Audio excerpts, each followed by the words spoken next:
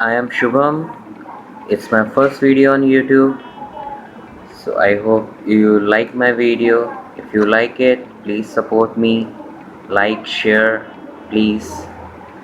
So today I'm gonna tell you the simple way to make mask at home.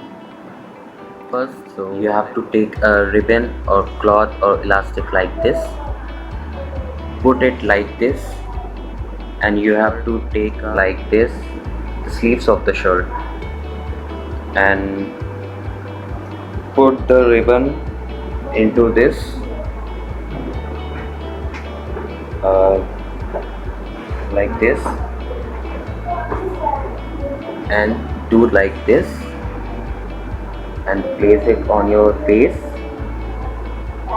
and just tie it up like this